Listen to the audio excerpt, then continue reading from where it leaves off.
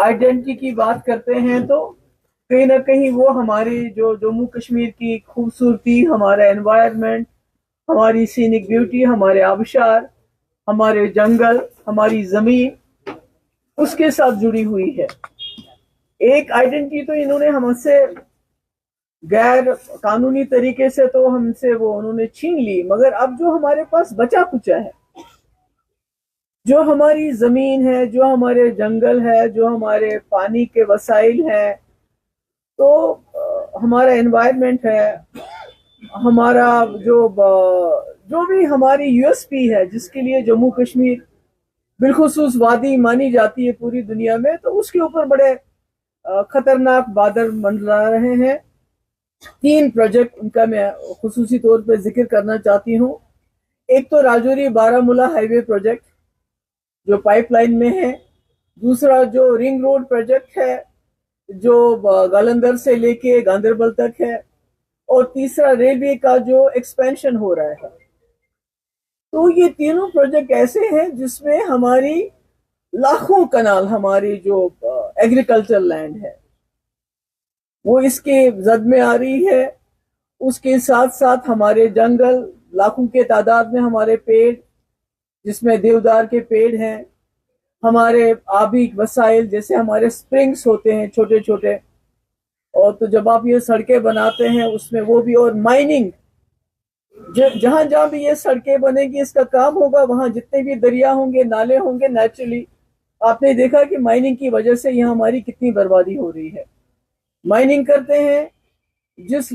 उससे ये होता है कि पानी की लेवल नीचे जा रही है दिन ब दिन। जो हमारे बागात हैं, हमारे ऑर्चर्ड्स हैं, हमारे फार्म्स हैं, उसमें आबपाशी के लिए पानी भी नहीं होता है। तो इसका ये जो तीनों प्रोजेक्ट्स हैं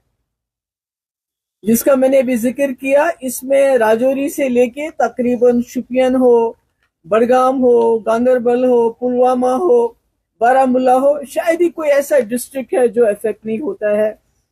जिसकी जमीन खासकर एग्रीकल्चर लैंड इसमें नहीं जा रहा है। आप जानते हैं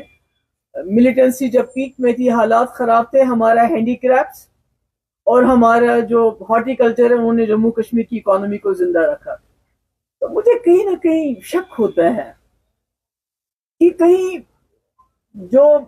हमारे साथ जो तबाही होगी जम्मू कश्मीर की, उससे भी शायद कहीं दिल नहीं भरा है। तो अब जो हमारे पास बचा कुचा सरमाया है उसके पीछे भी लगे हैं।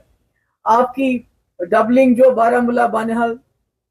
रेलवे लाइन का करना चाहते हैं, बारामूला उड़ी, सोपोर, कुपवारा, अवंतीपोरा, शुपियन, अनंतनाग, बिजवाड़ा, पहलगाम। इमेजिन कर लीजिए पहलगाम जो हमारी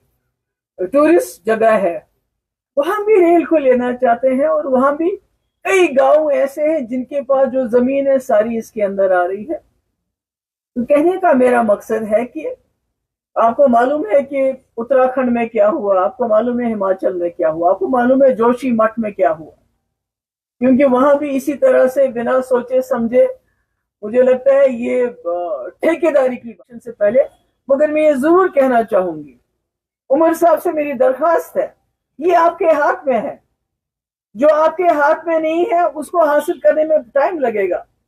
उसमें हम मिलजुल के काम करेंगे। मगर जो आज आपके हाथ में है, ये जो हमारे एनवायरनमेंट, हमारे जम्मू कश्मीर की सरजमीन के साथ जो बर्बादी हो रही है, जो तबाही हो रही है, जो हमारे किसान इस वक्त बात भी नहीं कर पाते हैं, डर है उनको, बात करेंगे तो जेल में डाल देंगे, क्योंकि सोचा था यहाँ सरकार बनेगी तो लोगों का खौफ कम हो जाएगा, वो तो कम नहीं हो रहा है। तो इसलिए मेरी गुजारिश है आज की सरकार से,